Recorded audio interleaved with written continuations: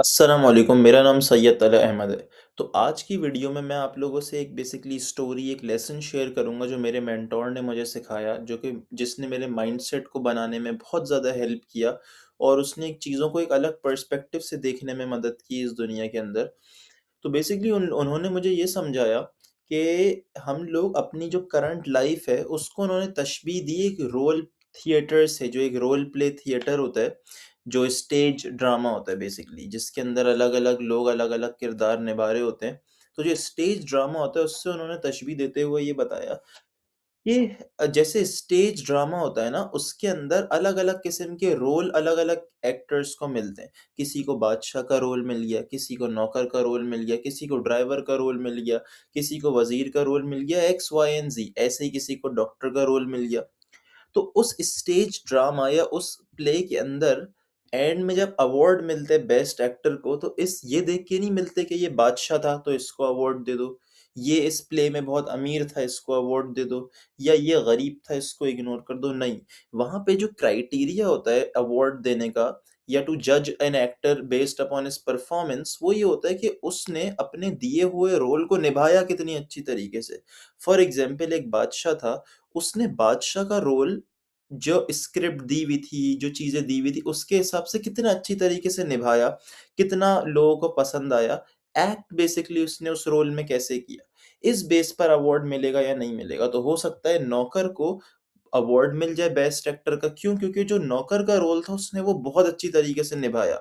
और बादशाह चूँकि बादशाह था, लेकिन प्ले के अंदर बादशाह था, उसने अपना रोल अच्छी तरीके से नहीं निभाया, उसने एक्टिंग वो नहीं की, हेंस ही वाज़ इग्नोर्ड। सही है? तो हमारी ज़िंदगी जो है ना, ये भी एक तरीके के हम लोग तशबीह दे सकते हैं इसको एक स्टेज ड्रामा की। और हम सबको अल्लाह ताला ने कुछ रोल्स असाइन किए हुए हैं, और अल्लाह ताला जो जज करेंगे, जब अल्लाह ताला नवाज़ेंगे, वो उस रोल्स के हिसाब से ही नवाज़ेंगे। अल्लाह ताला ये नहीं देखेंगे कि ये बंदा हार्वर्ड का ग्रेजुएट है, तो इसका कोई देखने का या जज करने का क्राइटेरिया अलग होगा। ये कहीं का ग्रेजुएट है, या ये इतना अमीर है, ये गरीब है। तो अल्लाह ताला का तो एक ही क्राइटेरिया है कि आपको जो रोल दिया था, अब इस जो रोल आपको दिया था उसके अंदर आ सकता है कि जो माल आपको दिया था, जो ओहदा आपको दिया था, जो अथॉरिटी आपको दी थी, जो राइट्स आपको दिए थे, जो आपके मातहत आपके अंडर थे, जो चीज़ें आपके अंडर थी, आपने इस बाउंड्री के अंदर कितनी अच्छी तरीके से अपनी ज़िंदगी गुज़ारी। इस सब चीज़ों के अंदर आपने अपना रोल कितनी अच्छी तरीके से निभाया। अल्लाह ताला उस चीज़ के ऊपर हमें निभाएँगे।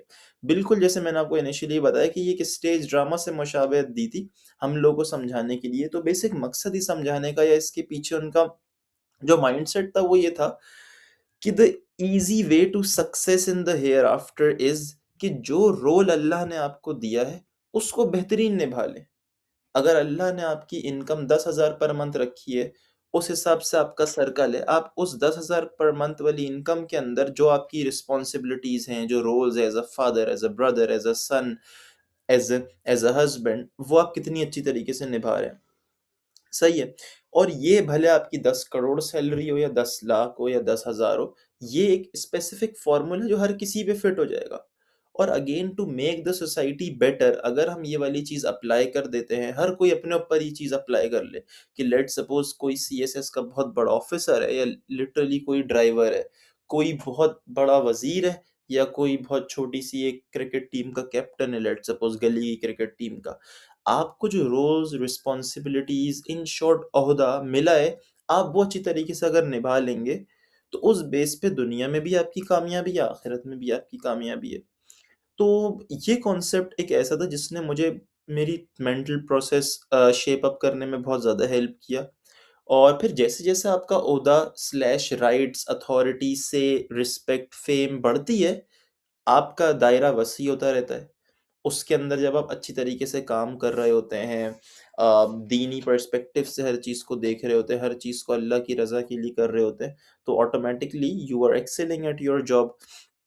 और ऑब्वियसली जो दुनियावी असबाब हैं वो तो हमें अपनाने ही हैं।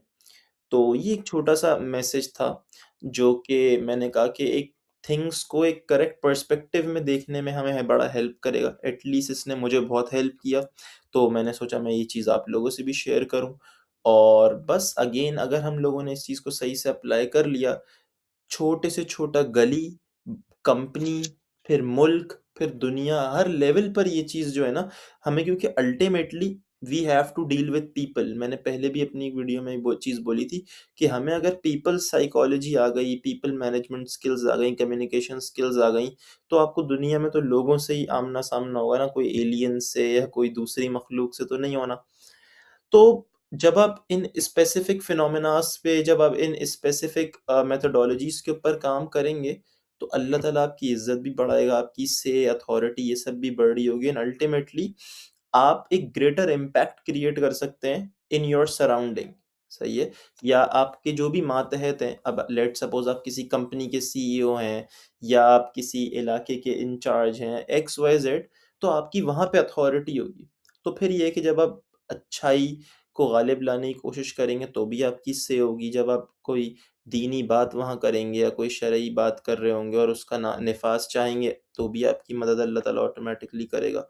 तो बस लास्ट सेंटेंस अगेन, कि जो रोल्स, रिस्पॉन्सिबिलिटीज़, ओहदा, अथॉरिटी आपको दी है, वो हम अच्छी तरीके से निभाएँ। अल्लाह ताला हमें दुनिया आखिरत में उसी की बेस पे जज करेगा और उसी की बेस पे इज़्ज़त और ज़िल्लत मिलेगी। हमारी डिग्रीज़, हमारे पैसे, ये चीज़ें अल्लाह ताला के यहाँ कोई मैटर नहीं करती। Thank you very much.